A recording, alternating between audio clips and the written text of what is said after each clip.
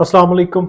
उम्मीद है आप सब खैरियत से होंगे। तो नाज़रीन, हुकूमत ने अपने तमाम कार्ड्स खेल दिए हैं और जिस तरह 26वीं आईनी तरमीम की गई और उसके बाद कल एक बार फिर हुकूमत ने सेनेट के अंदर और कौमी असम्बली के अंदर तरमीम पास की, तो बज़ाहिर तौर पर ये लग रहा है और वाज़ेह तौर पर नज़र भी आ रहा है कि हुकूमत ने अपने तमाम कार्ड्स जो हैं वो खेल दिए हैं। अगर हम दूसरी तरफ देखें तो इमरान खान, जिन्होंने अभी अपनी बैटिंग का आगाज भी नहीं किया, वो कामयाब होते हुए दिखाई दे रहे हैं। अब वो कामयाब होते हुए दिखाई क्यों दे रहे हैं, इस हवाले से आज आपके सामने कुछ दलाइल रखेंगे। इसी के साथ साथ सुप्रीम कोर्ट ऑफ पाकिस्तान के अंदर एक शदीद किस्म की लड़ाई जो है वो सामने आ रही है। इसी के साथ साथ मैंने आपको खबर दी थी कि आईनी बेंच का सरबराह कौन बनने जा रहा है और तवक्कुआत के ऐन मुताबिक उन्हीं को आज आईनी बेंच का सरबराह भी मुकर्रर कर दिया गया है। तो चलते हैं पहली खबर की तरफ। पहली खबर बड़ी अहम है।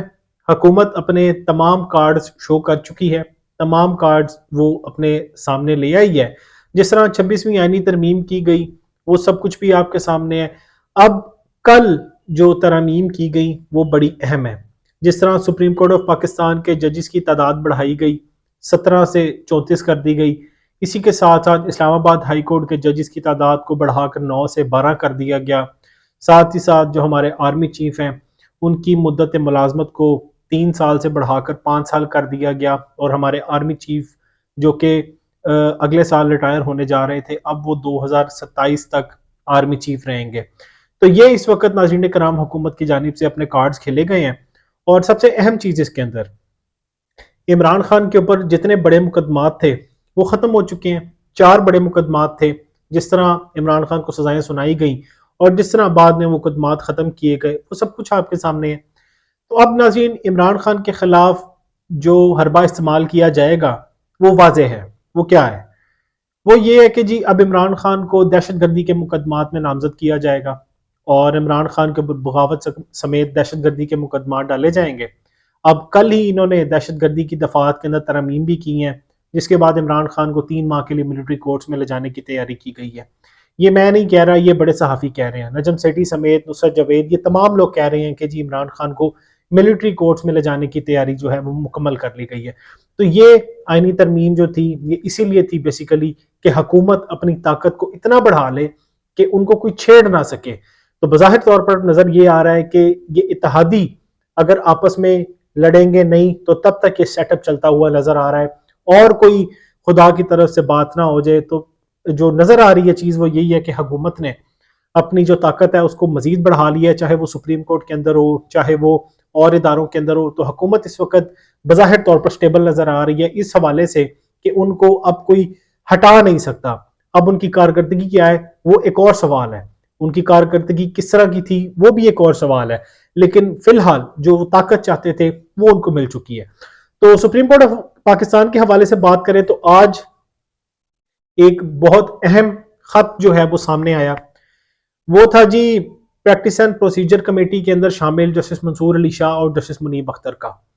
अब तहरीक इंसाफ के लोगों समेत हम लोग भी ये चीज़ तसव्वुर कर रहे थे कि जस्टिस याहिया अफरीदी जो हैं वो जस्टिस कादी फायज ईसा के ट्रैक से हटकर चलेंगे। जिस तरह इब्तदा में उन्होंने फैसले किए, जिस तरह सब कुछ उन्होंने किया, जिस तरह प्रैक्टिस एंड प्रोसीजर कमेटी के अंदर जस्टिस मुनीब अख्तर को वापस बुला लिया, तो बज़ाहिर तौर पर नज़र ये आ रहा था कि शायद वो मुख्तलिफ ट्रैक पर चलेंगे, लेकिन अब ऐसा दिखाई नहीं दे रहा क्योंकि जो खत सामने आया है उसके अंदर प्रैक्टिस एंड प्रोसीजर कमेटी के 2 जजेस यानी जस्टिस मुनीब अख्तर और जस्टिस मंसूर अली शाह, इन्होंने कहा था जी कि आप फुल बेंच बुलाएं। किस मामले पर? 26वीं आईनी तरमीम के ऊपर, क्योंकि दरखास्तें जो हैं वो जा रही हैं और सुप्रीम कोर्ट के अंदर ये जस्टिस मंसूर अली शाह और जस्टिस मुनीब अख्तर ने जस्टिस याहिया अफरीदी से कहा कि जी आप 26वीं आईनी तरमीम के खिलाफ जो दरखास्तें आ रही हैं उनके ऊपर फुल बेंच बुलाएं, लेकिन जस्टिस याहिया अफरीदी ने फुल बेंच नहीं बुलाया। अब ये एक बड़ी तकरार यहाँ पर होने जा रही है। इसी के साथ साथ एक और बड़ी चीज हुई है। अब जिस तरह आज आईनी बेंच के सरबराह मुंतखब हुए हैं और वो जिस तरह हुए हैं ये भी बड़ी दिलचस्प कहानी है, ये मैं आपको बताता हूँ। तो अब नाज़रीन कराम जस्टिस मुनीब अख्तर जो हैं वो ये जो प्रैक्टिस एंड प्रोसीजर की कमेटी है इसके मेंबर नहीं रहे, اس کمیٹی سے ان کو نکال دیا گیا ہے، کیونکہ جو آئینی ترمیم کی گئی تھی اس کے اندر یہ تھا کہ اب جو بھی آئینی بینچز کا سربراہ بنے گا وہ تیسرا رکن ہوگا پریکٹس اینڈ پروسیجر کمیٹی کا. تو اب صورتحال یہ ہے کہ آج آئینی بینچز کا جو سربراہ ہے وہ بنایا گیا ہے جسٹس امین الدین خان کو. وہ جس طرح بنایا گیا ہے یہ بھی بڑا دلچسپ معاملہ ہے. تو ان کو ناظرین کرام بنانا تھا جوڈیشل کمیشن نے، اور ایک جوڈیشل کمیشن بیٹھا، اس کے اندر اپوزیشن بھی تھی یعنی تحریک انصاف بھی تھی، اور حکومت کی جو پارٹیز تھیں وہ بھی اس کے اندر موجود تھی. اور یہ واضح تھا کہ جسٹس امین الدین خان نہیں بننا تھا. لیکن اس کے اندر دلچسپ چیز یہ تھی کہ جو سینئر موسٹ ججز تھے یعنی جسٹس منصور علی شاہ، جسٹس منیب اختر، یہ لوگ بھی اس جوڈیشل کمیشن کے اندر شامل تھے، کیونکہ اس کے اندر ججز کو بھی ڈالا گیا ہے، اس کے اندر اپوزیشن کو بھی ڈالا گیا ہے، حکومت خود بھی اس کے اندر بیٹھی ہوئی ہے. اب جسٹس امین الدین خان اس طرح سلیکٹ ہوئے ہیں کہ جسٹس منصور علی شاہ نے ان کے حق میں ووٹ نہیں دیا، جسٹس منیب اختر نے ووٹ نہیں دیا، تحریک انصاف نے ووٹ نہیں دیا. اب ان کو ووٹ دینے والے کون لوگ ہیں؟ حکومت کے لوگ. اور ان کو آئینی بینچ کا سربراہ بننے کے لیے جب ایک ووٹ درکار تھا تو انہوں نے خود اپنے حق میں ووٹ ڈالا ہے. تو اس کے بعد کہیں پر جا کے یہ آئینی بینچ کے سربراہ بنے ہیں. تو آپ اندازہ کریں کہ جب ان کے ساتھی ججز نے ان کو حق میں، اور سب سے بڑی بات جسٹس یحییٰ افریدی نے بھی ان کے حق میں ووٹ نہیں دیا، یہ سب سے بڑی بات ہے. یعنی جسٹس یحییٰ افریدی نے ووٹ نہیں دیا، جسٹس منصور علی شاہ نے ووٹ نہیں دیا، جسٹس منیب اختر نے ووٹ نہیں دیا، تحریک انصاف کے لوگوں نے ووٹ نہیں دیا. تو حکومت نے، بار ایسوسی ایشن نے، اور ساتھ جسٹس امین الدین نے خود اپنے آپ کو ووٹ ڈال کر آئینی بینچ کا سربراہ بنایا ہے. تو یہ بڑی دلچسپ کہانی ہے. تو آپ اسے اندازہ کریں کہ جسٹس یحییٰ افریدی خود بھی اس حوالے سے کنفیوژن کا شکار ہے کہ جن کو بنانا ہے کہ نہیں بنانا. تو آج انہوں نے واضح کر دیا کہ جی میں تو اس حق میں ووٹ نہیں دے رہا. تو یہ اس طرح جسٹس امین الدین کو آئینی بینچ کا سربراہ بنایا ہے. تو اب جسٹس امین الدین کے آئینی بینچ کا سربراہ بننے کے بعد پریکٹس اینڈ پروسیجر جو کمیٹی ہے اس کے اندر کل جو ترمیم کی گئی ہے، اس کے بعد اب جو آئینی بینچ کا سربراہ ہوگا وہ اس کمیٹی کا حصہ ہوگا. سینئر موسٹ جج یعنی جسٹس منصور علی شاہ اور ساتھ چیف جسٹس سپریم کورٹ، یہ تین لوگ ہوں گے اس پریکٹس اینڈ پروسیجر کمیٹی کے اندر. تو جسٹس منیب اختر کو اس کمیٹی سے نکال کر ان کے خلاف سپریم جوڈیشل کونسل کے اندر ان کے خلاف جو ہے شکایات بھی درج کروا دی گئی ہیں. تو جسٹس منیب اختر کے خلاف ایک بھرپور منظم طریقے سے جو مہم ہے وہ چلائی جا رہی ہے. تو یہ اس وقت صورتحال ہے کہ سپریم کورٹ کے اندر معاملات یہ ہیں کہ سینئر موسٹ ججز کی آپس میں نہیں بن رہی، ان کا آپس میں اختلاف ہے. اور جس طرح آئینی بینچ کے سربراہ کو منتخب کیا گیا وہ سب کچھ بھی میں نے آپ کو بتایا کہ تحریک انصاف نے ووٹ نہیں دیا، چیف جسٹس سپریم کورٹ نے ووٹ نہیں دیا، جسٹس منصور علی شاہ نے ووٹ نہیں دیا، جسٹس منیب اختر نے ووٹ نہیں دیا. اب ان کو منتخب کرنے کے لیے حکومت نے ووٹ دی ہیں یا جسٹس امین الدین نے خود اپنے آپ کو ووٹ ڈالا ہے، تو تب کہیں جا کر یہ آئینی بینچ کے سربراہ بنے ہیں. تو یہ اس وقت پاکستان کے اندر صورتحال ہے. اسی کے ساتھ ساتھ جو خط کی میں آپ سے بات کر رہا تھا، تو یہ بڑا سنگین معاملہ ہے. یہ اتنا سادہ معاملہ نہیں ہے کہ فل کورٹ بلانے کی جو درخواست کی گئی تھی 26ویں آئینی ترمیم کے خلاف، تو جسٹس یحییٰ افریدی نے نہیں بلایا. تو اب یہ ایک نئے تنازع کا آغاز ہو رہا ہے، کیونکہ حکومت یہ سوچ رہی تھی کہ ہم جب ایک سپر سیڈ کر دیا جائے گا جسٹس یحییٰ افریدی کو تو جسٹس منصور علی شاہ اور جسٹس منیب اختر استعفیٰ دے دیں گے، لیکن ایسا نہیں ہوا. تو اب یہاں پر جو معاملہ ہے وہ آپ سمجھ لیں کہ اتنا سادہ نہیں ہے. اسی لیے ججز کی تعداد کو بڑھایا گیا ہے سپریم کورٹ آف پاکستان کے اندر. اسی لیے بڑھایا گیا ہے کہ جسٹس منصور علی شاہ کے ساتھ جو 8 سے 9 ججز موجود ہیں ان کی میجورٹی کو مائنورٹی میں تبدیل کیا جائے اور سپریم کورٹ کے اندر ان ججز کو لایا جائے جو کہ حکومت کے لگائے ہوئے ہوں. اور اب بھی یہ تیاری حکومت کی جانب سے مکمل کر لی گئی ہے. تو یہ اس وقت پاکستان کے اندر صورتحال چل رہی ہے اور یقیناً یہ معاملہ کوئی اتنا سادہ نہیں ہے جو نظر آ رہا ہے. اور یہ جو ٹاؤٹ صحافی ہیں یہ اس پر بڑے خوش ہیں کہ جی ہم نے کہا تھا کہ جسٹس امین الدین کو لگائیں گے. تو سوال یہ ہے کہ جب چیف جسٹس خود جسٹس امین الدین کے حق میں ووٹ نہیں دے رہا تو پیچھے بات رہ کیا گئی ہے؟